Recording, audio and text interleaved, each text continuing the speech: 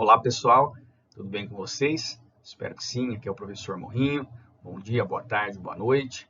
Hoje, dando sequência nas nossas aulas sobre fontes de energia, a gente trabalha na frente 2 de Geografia, as aulas 27 e 28. Essas aulas, na verdade, a respeito de petróleo.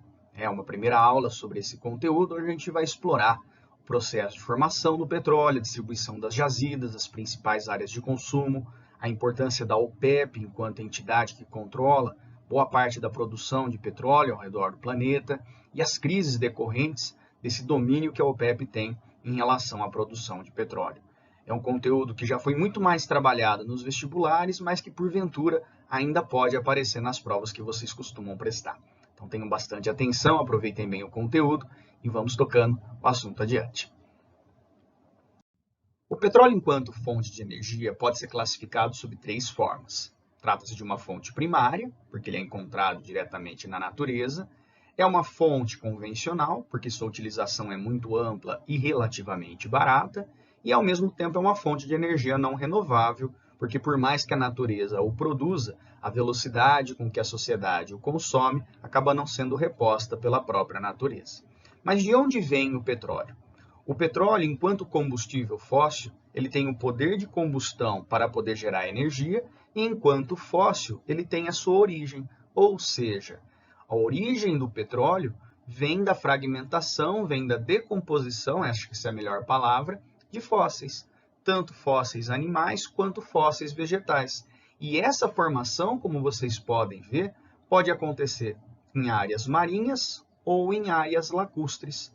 Normalmente, no fundo dessas áreas é que ocorre esse processo de formação, não só do petróleo, mas como a gente vai ver adiante também do gás natural.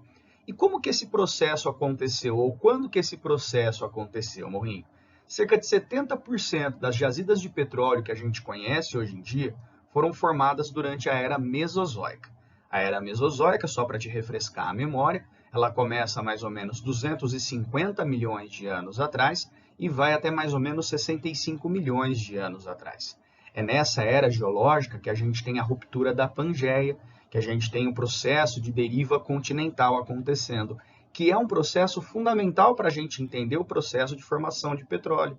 Por que isso, Morrinho? Porque à medida que os continentes iam se separando, novas áreas lacustres se formavam, novas áreas marinhas se formavam, e os sedimentos que eram resultantes desse processo de deriva, muitas vezes se acumulavam no fundo dos novos mares, dos novos oceanos.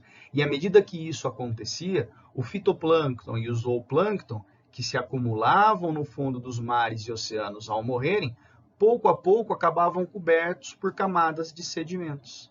À medida que essas camadas de sedimentos pressionavam esse fitoplâncton e zooplâncton nesse processo de decomposição, um hidrocarboneto importante, os hidrocarbonetos importantes, petróleo e gás natural, pouco a pouco começam a se formar e começam a migrar no interior de rochas sedimentares que são porosas, até que eles encontram, como você pode ver aqui na última imagem, uma rocha selante, onde eles acabam se depositando. É justamente dessa rocha selante que a gente tem o processo de extração, tanto do petróleo quanto do gás natural.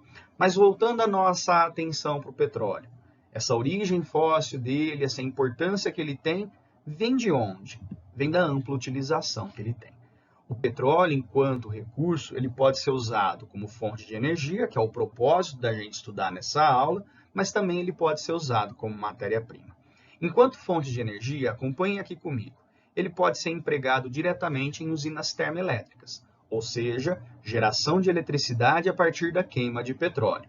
Mas ele pode ser usado também junto aos meios de transporte, como a gasolina, no caso dos automóveis, como o querosene, no caso dos aviões, o óleo diesel, no caso dos trens, no caso dos navios, e pode também gerar energia dentro de casa, para o cozimento dos alimentos através do GLP, o gás liquefeito de petróleo.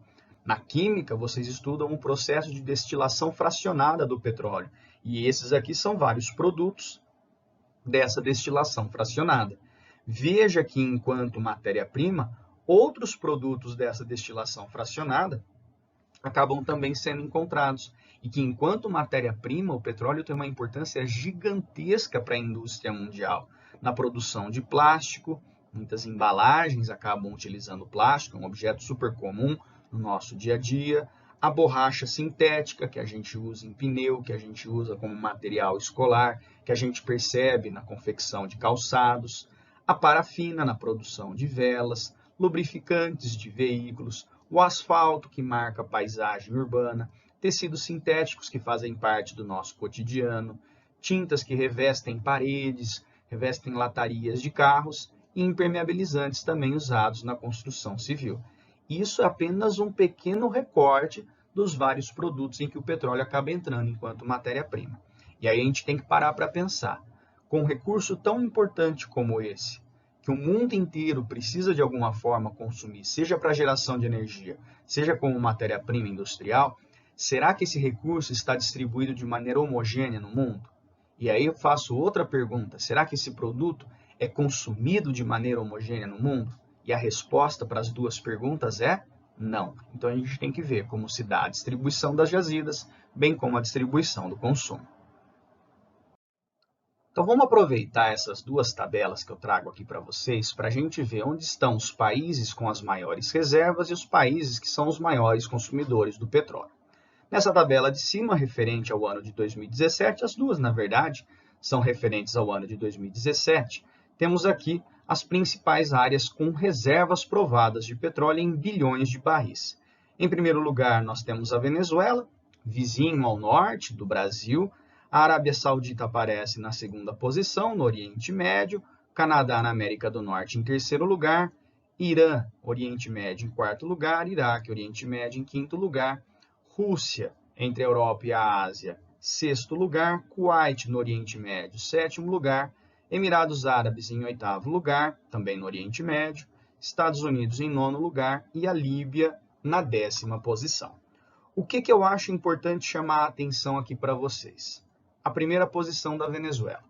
Porque é muito comum que se faça associação entre se um país tem uma grande reserva de petróleo, significa que ele tem uma grande riqueza em suas mãos.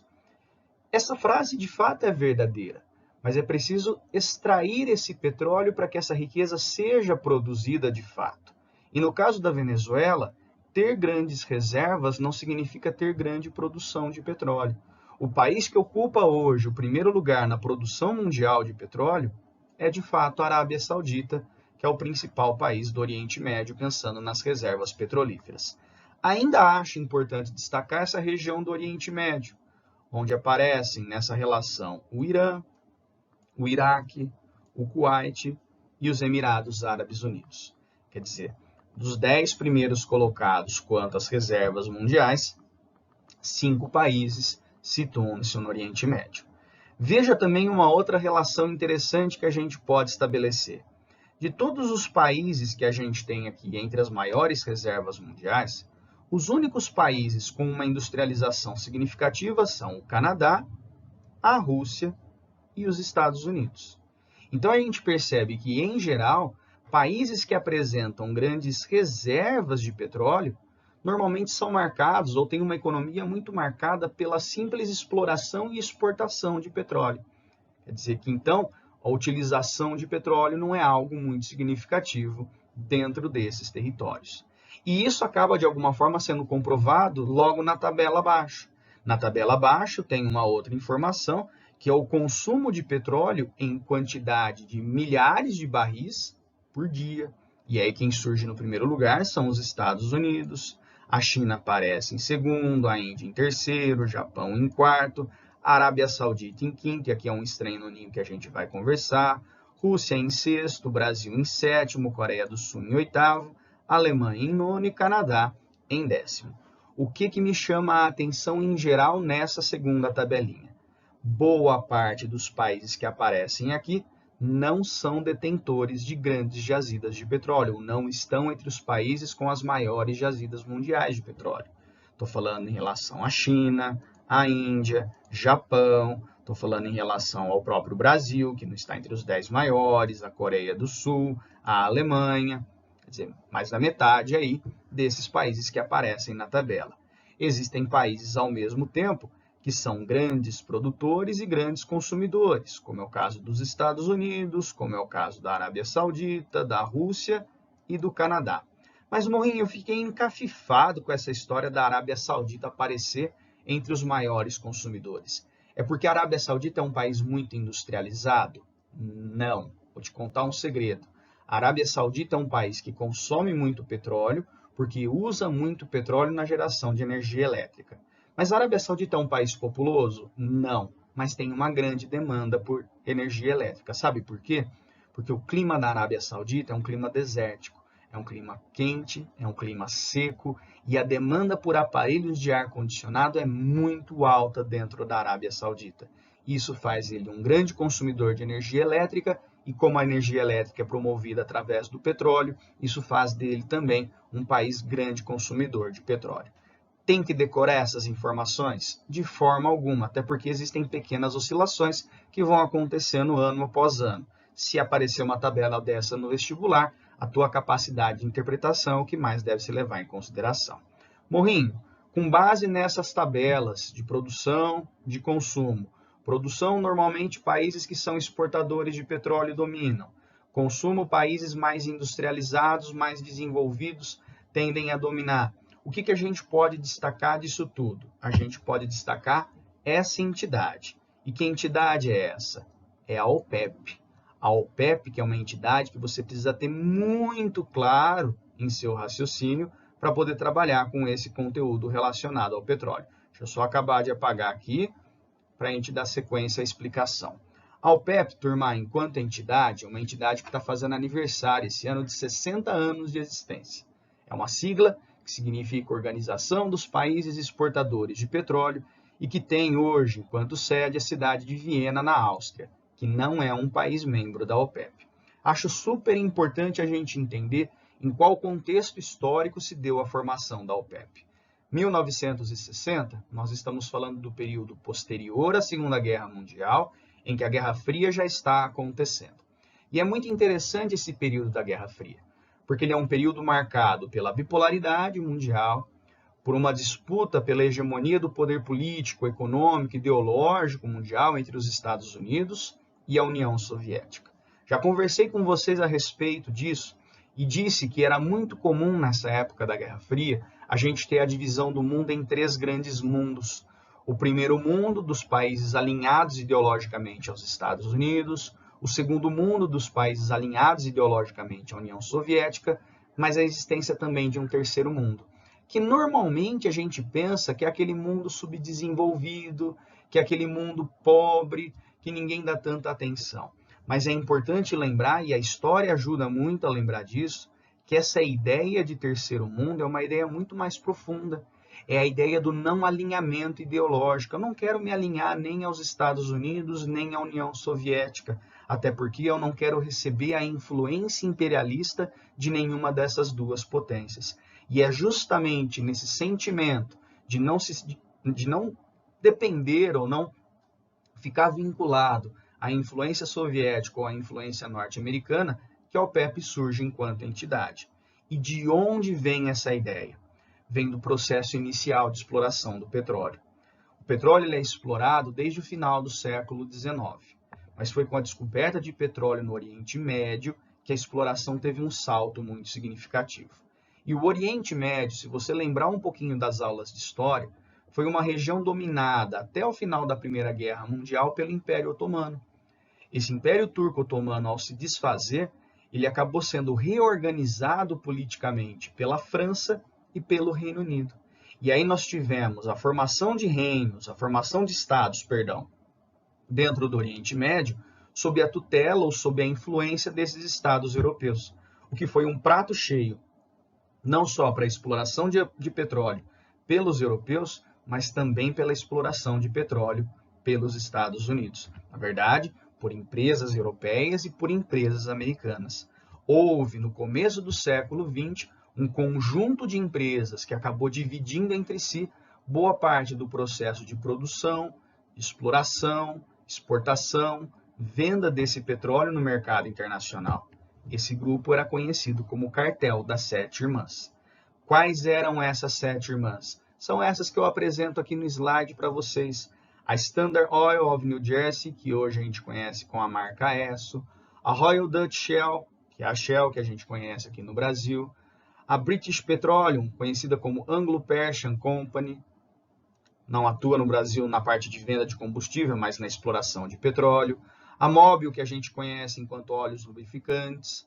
A Chevron, a Gulf Oil e a Texaco, que até pouco tempo atuava no Brasil. Todas essas empresas ou eram americanas ou eram europeias, e que tinham um grande poder sobre a exploração de petróleo, sobre a riqueza gerada na exploração de petróleo no Oriente Médio. Como a ideia, no momento da Guerra Fria, era uma ideia terceiro-mundista, era uma ideia anti-imperialista, o que os países do Oriente Médio fizeram? Nacionalizaram todo o processo de exploração de petróleo para empresas estatais e expulsaram da região essas empresas que até então atuavam.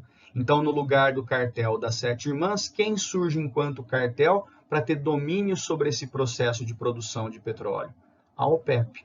E esse processo, turma, que a OPEP tem, esse domínio, perdão, que a OPEP tem sobre o petróleo, é realmente um domínio bastante significativo.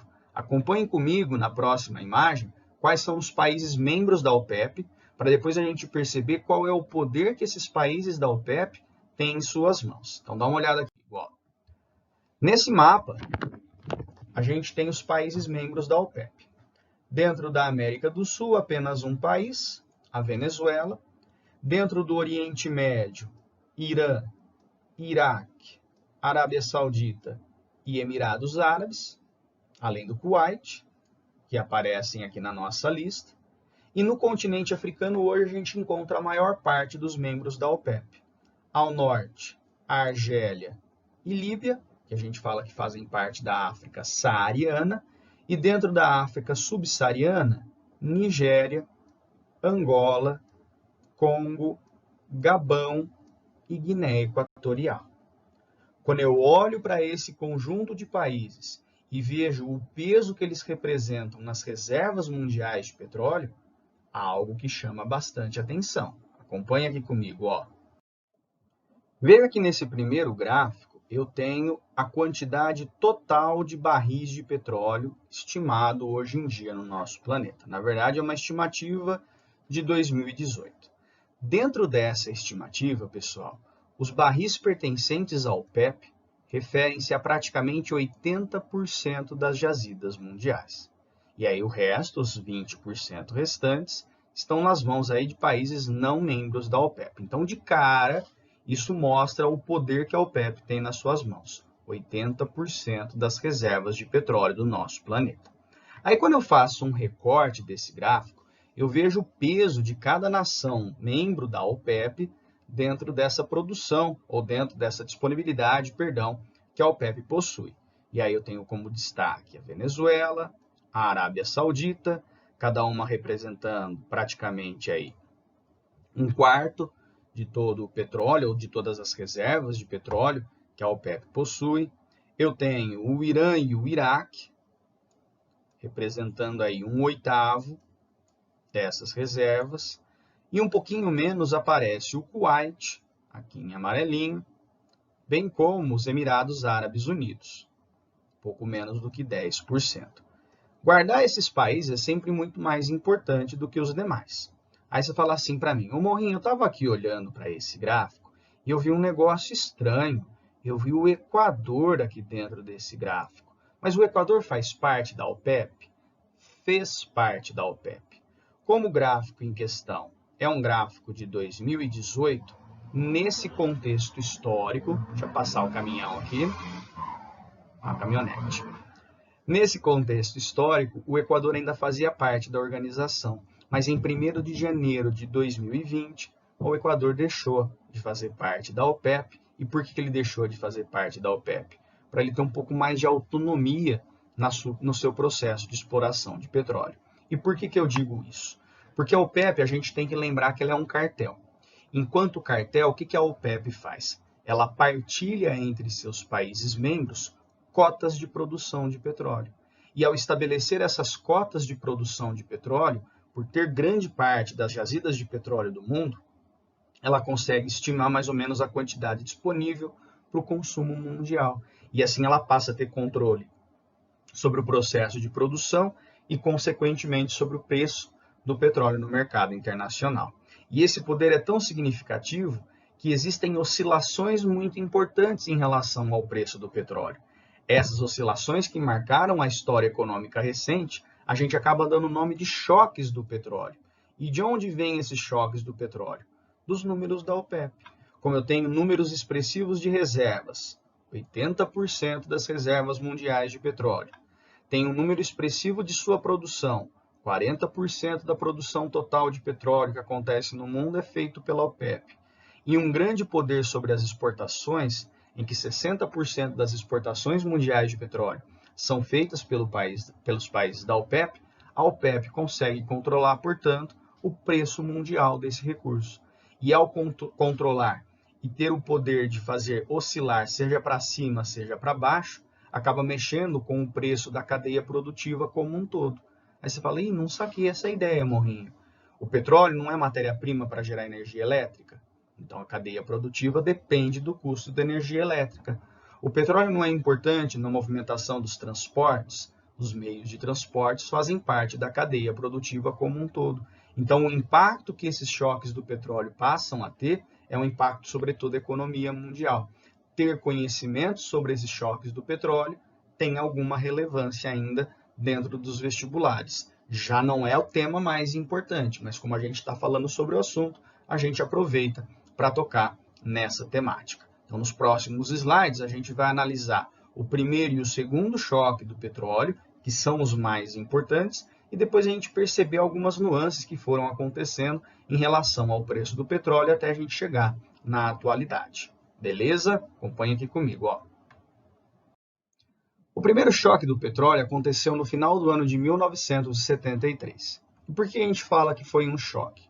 Porque antes desse primeiro choque acontecer, o barril de petróleo, e um barril de petróleo tem 159 litros desse combustível, custava até então 2 dólares e 74 centavos.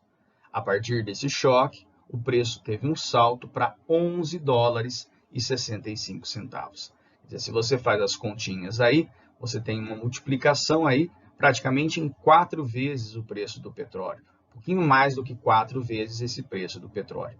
Parece pouco quando você olha para esse valor de 11 dólares, se leva em consideração que hoje em dia custa entre 30 e 40 dólares. Mas é um aumento significativo de 4 vezes. Imagina num final de semana você ir para o supermercado, pagar um preço X no produto e no final de semana seguinte passar a pagar 4 vezes esse mesmo preço. Quer dizer, isso tem um impacto muito significativo na economia mundial, como eu falei para vocês no slide anterior. Mas de onde vem esse choque do petróleo? Esse choque do petróleo ele é decorrente de um conflito no Oriente Médio, que é um conflito que a gente ainda vai trabalhar mais adiante, que são os vários, na verdade, conflitos entre árabes e israelenses. Esse choque do petróleo especificamente, ele tem a ver com a guerra do Yom Kippur. E o que foi a guerra do Yom Kippur? A guerra do Yom Kippur, como vocês podem ver, foi a tentativa de países árabes reconquistarem territórios ou de povos árabes reconquistarem territórios que foram perdidos anteriormente para Israel. E o momento em que houve essa perda significativa de territórios árabes para Israel foi um conflito que a gente chama de Guerra dos 6 Dias. Quais foram os territórios tomados por Israel nessa Guerra dos 6 Dias? Foi tomada a região da Península do Sinai, pertencente ao Egito. Foi tomada a região das colinas de Golã, pertencente à Síria. Tomada a Cisjordânia, pertencente à Jordânia. E um dos poucos redutos dos povos palestinos nessa região, a região da faixa de Gaza. A ideia desses povos árabes em retomar os territórios perdidos era a ideia de pegar os israelenses desprevenidos, usando um feriado religioso para realizar essa ofensiva, que é o feriado do Yom Kippur, que é o dia do perdão, que é um dia que o país para reflexão, para oração, como penitência aí em relação aos pecados cometidos. Quando a gente olha para essa situação, era um prato cheio realmente para que os árabes pudessem retomar esses territórios perdidos, mas eles fracassam. E é justamente diante desse fracasso que acontece nessa guerra que a estratégia muda. Ao invés da estratégia ser manter o conflito armado para recuperar os territórios perdidos, é aliar ao conflito armado um conflito de ordem econômica. E aí não envolvendo apenas Israel, mas envolvendo também os aliados de Israel. E qual é a relação que você tem que estabelecer aqui? Estou falando de povos árabes, egípcios, jordanianos, sírios, palestinos. Não são áreas com grande riqueza em petróleo. Mas se a gente olhar para a composição da OPEP, temos muitos países árabes que estão entre os mais ricos em jazidas de petróleo. Então, o que a OPEP vai fazer? Ela vai retrair o seu processo de exploração de petróleo para retaliar comercialmente aqueles países que estavam dando suporte a Israel. Leia-se potências ocidentais, Estados Unidos, Reino Unido, França. E há um baque muito significativo em função desse primeiro choque do petróleo? Tanto que os Estados Unidos se mobilizam para tentar dialogar entre israelenses e palestinos uma situação pacífica para a região, que até hoje não foi encontrada, mas que o diálogo vem acontecendo desde o reflexo do primeiro choque do petróleo.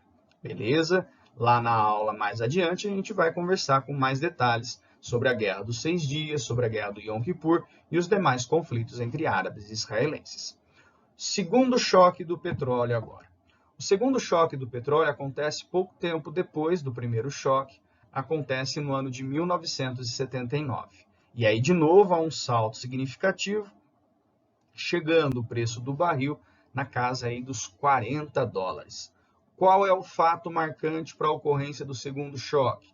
A Revolução Islâmica Iraniana. Como revolução, o que a gente tem? Uma transformação que aconteceu dentro do Irã e que tem um fundamento islâmico, um fundamento religioso. E é justamente isso que eu quero mostrar para vocês.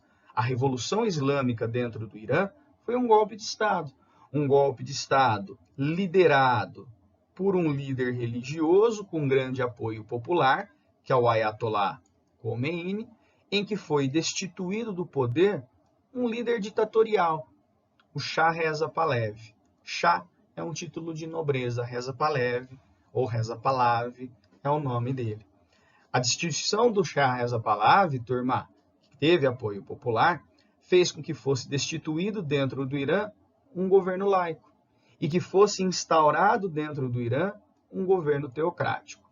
Mas ainda assim, Morrinho, eu não consigo perceber qual é a relação dessa tomada de poder pelo Ayatollah Khomeini com o choque do petróleo. O Shah Reza Pahlavi, turma, ele governava o Irã e ele buscava a modernização econômica do Irã, uma modernização social do Irã, e existia uma aproximação muito forte do Irã com os Estados Unidos nesse contexto histórico. Foi justamente por conta dessa aproximação norte-americana, essa mudança nos hábitos culturais do Irã com o processo de industrialização, de urbanização, que passou a incomodar bastante a sociedade, além do governo corrupto, além do governo autoritário do Pahlavi. Esse tipo de situação fez com que o Ayatollah Khomeini, ao assumir o poder dentro do Irã, visse nos Estados Unidos o grande inimigo no mundo ocidental. E por conta dessa situação, eu tenho um rompimento das relações diplomáticas entre o Irã e os Estados Unidos. E se tem um episódio marcante nesse rompimento, é o sequestro da embaixada americana dentro de Teherã no ano de 1979. Ao mesmo tempo, com o governo do Ayatollah Khomeini, eu tenho uma retomada das tradições religiosas dentro do Irã, até porque a sociedade iraniana é uma sociedade predominantemente xiita e, mais do que isso, é uma sociedade fundamentalista, ou seja, interpreta as escrituras sagradas ao pé da letra. Então, todo aquele processo de modernização que vinha acontecendo no Irã, ele acaba interrompido. E nesse processo de modernização, o qual o petróleo tinha um papel-chave, acaba sendo deixado de lado. Então, eu tenho uma retração significativa do processo de extração de petróleo no Irã. Com a retração da produção petrolífera do Irã, que é um dos grandes produtores dentro da OPEP, a oferta de petróleo no mercado internacional diminui e, consequentemente, o preço passa a aumentar, batendo aí, portanto, na casa dos $40 o barril. Joia? Para o mundo ocidental, era uma situação interessante? De forma alguma. Então, nós vamos perceber que, em decorrência dessa Revolução Islâmica, teremos um outro fato histórico que vai contribuir para mexer no preço do petróleo. Veja aqui comigo no próximo slide. O conflito em questão é a guerra entre Irã e Iraque, que ocorreu ao longo da década de 80, entre 1980 e 1988. Esse tipo de conflito que aconteceu é um conflito muito interessante, que posteriormente a gente vai analisar, que se divide entre causa real e causa alegada.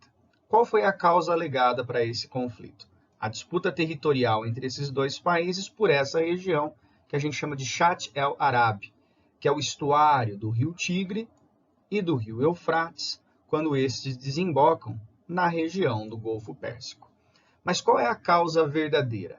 A causa verdadeira foi justamente a Revolução Iraniana, a Revolução Islâmica, liderada pelo Ayatollah Khomeini. Mas qual é a relação entre esses vários elementos?